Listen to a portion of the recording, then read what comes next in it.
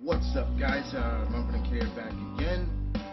Day 11 is here for the 30-day superhero challenge. As always, once again, I've knocked out 10 so far from the challenge, and I'm ready to get another 10 knocked out and another 10 knocked out.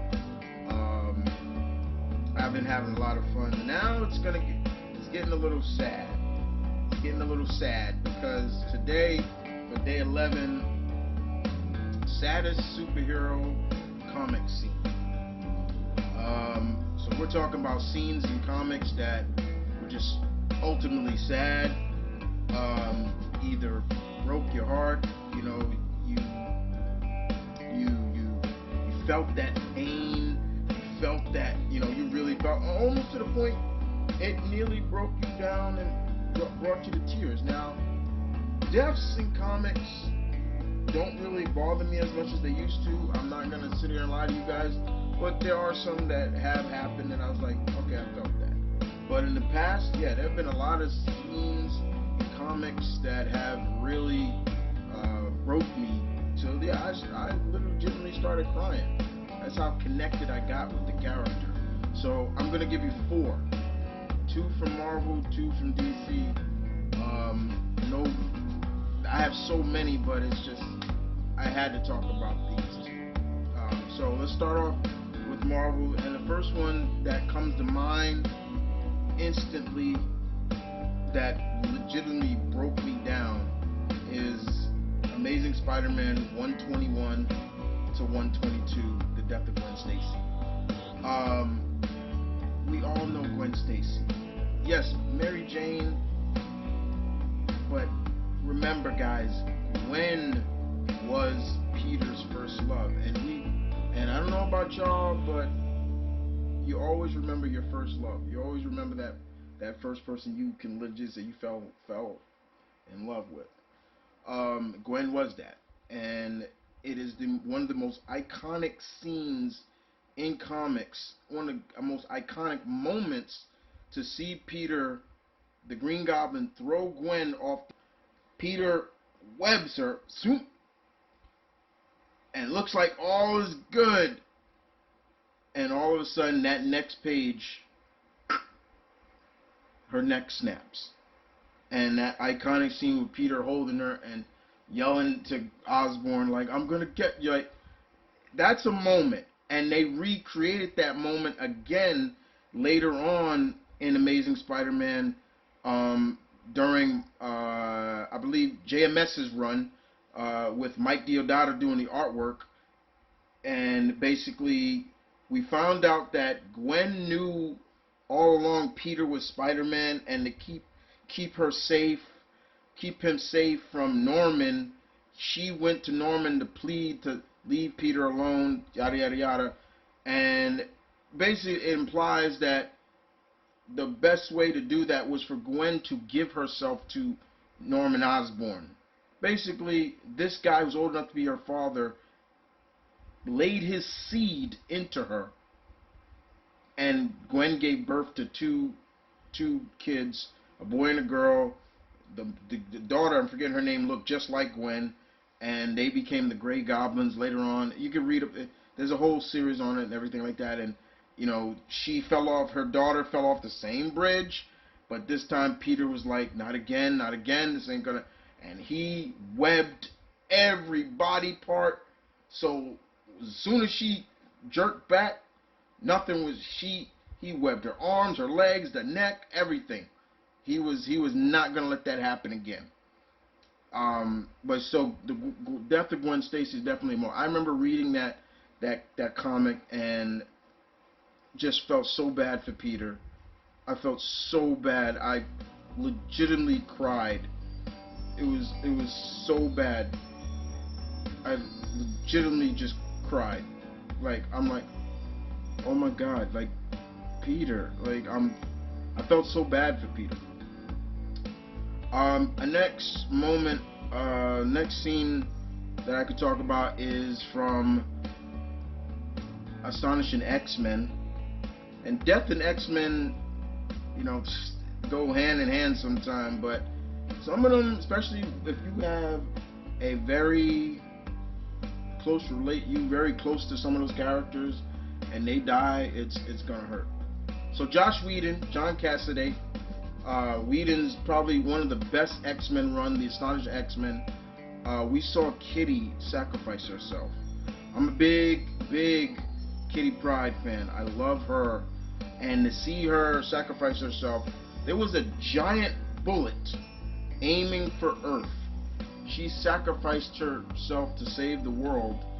It was gonna hit Earth. So what did Kitty do? She jumped into this bullet, phased herself into this bullet, and what she was gonna do was basically was gonna phase. The mission she thought was, okay, I'll phase the bullet through the Earth, no problem. It didn't work out that way. She ended up realizing that this was her last moment. She sacrificed herself, and there's a great moment between her and Emma Frost. You know, just the sheer amount of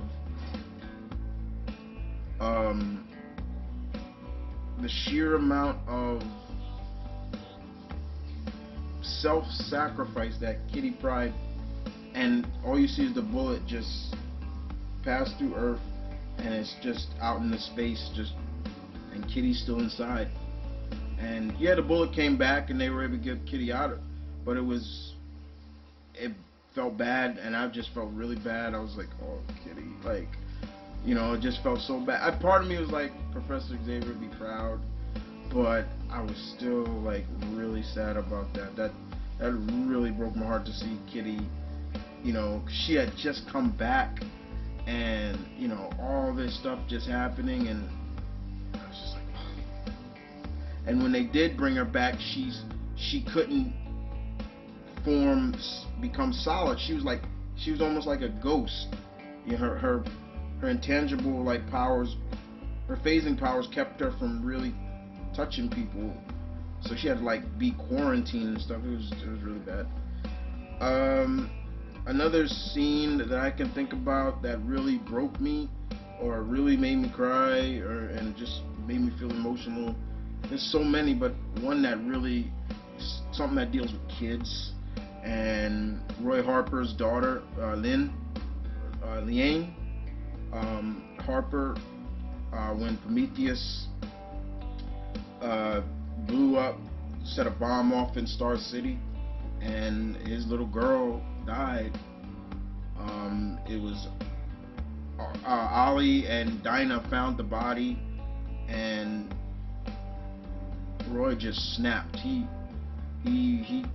flipped out. He just lost it, and this was so bad. The fact that it hurt Ollie so bad that he killed Prometheus.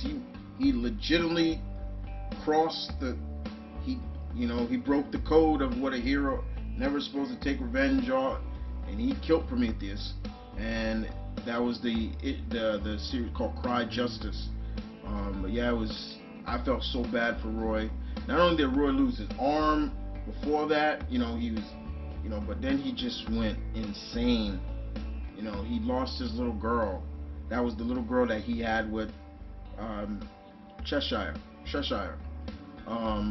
So it was just I remember when he was mourning her, he was in the corner and he was over her body, and I'm just like, oh my god, like that broke me, because anything with kids and kids getting hurt, that's gonna really mess me up. I'm like, oh, come on. So yeah, that definitely broke my heart. That broke me.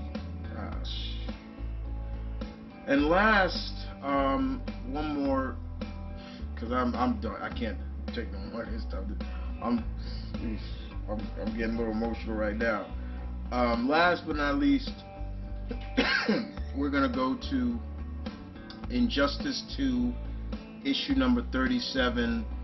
This was Tom Taylor's Injustice 2 prequel. This was Bruce, Batgirl, I think Batwoman, um, uh,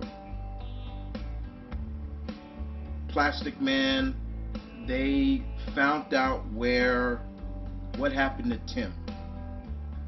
Tim and Connor Kent, um, basically mostly all the Teen Titans. What happened to them? Because in the Injustice world, Clark put them in the Phantom Zone after Connor confronted him, which is also another sad moment. Connor confronted him about his attitude and him becoming more of this totalitarian like force, and Clark hit Connor so hard he broke Connor's ribs and it pierced his heart. And the only way to keep him alive was for Connor to go into the Phantom Zone. I don't know how that worked, but yeah. And Tim, Cassie, and a couple of other Titans went in with him. So later on, fast forward later on, Bruce and them were able to get, you know, Bruce and them were able to get the Titans out of, the Phantom Zone. And in some hindsight, they didn't even know they were in there because they didn't tell Bruce or anything. So what leads up to is a reunion between another one of Bruce's surrogate sons. It was, it was great to see because in the Injustice world, Bruce had two kids. Talia had another child with Bruce. He didn't even know about. It was of course the little sucker, the little big head, um, Damien, and I forget his daughter's name. I forget, but he lost his first surrogate son, Dick. Why? Because that little shit. F you, fuck you, Damian Wayne, fuck you. And then he gets he gets he gets he gets Tim out of the Phantom Zone. It looks like a happy reunion. Everything is going. You hear Tim hugging Bruce, and it's like, I knew you'd come. I knew it. You got Cassie and all. I'm saying, yeah, he was saying that all the time. And everything looks well. And then what happens? All you see, the next panel, all you see is like a laser hitting Tim. Tim falls into Bruce's arms, dies. Who is it? General Zod came through the Phantom Zone. One of the worst moments. I felt so ill. I felt so bad for Bruce. Here he gets his probably the best Robin, arguably the best Robin out. And what was worse about that was after they dealt with General Zod, they took his heart out because Connor needed a heart transplant to save him, because as soon as he came out the Phantom Zone, he just passed out. And all he kept saying was, "Where's Tim? Where's Tim?" And Bruce had to basically lie to like he's fine. And you got Cassie, Wonder Girl, and them like, Bruce, really? Like, if he doesn't be strong, the surgery won't work. That just ruined it for me, man. That was just messed up. Look, guys, there are moments in comics that really get to me, and those are just 4 moments in comics that got to me. Those are 4 saddest superhero comic scenes that I can think of, that I recall just really kind of getting emotional about. Those are definitely 4. I want to know. I'm not even going to say. I want to know what you think. If you guys got moments in comics that really broke your heart, in the comment section down below, But other than that, guys, yeah, I'm done with this one. Um, I'll see you guys next time with uh, day 12. I'm not gonna tell you this time what the next uh, one is, but stay tuned. Keep it real. Be safe, and I'll see you guys next time. Uh, Deuces.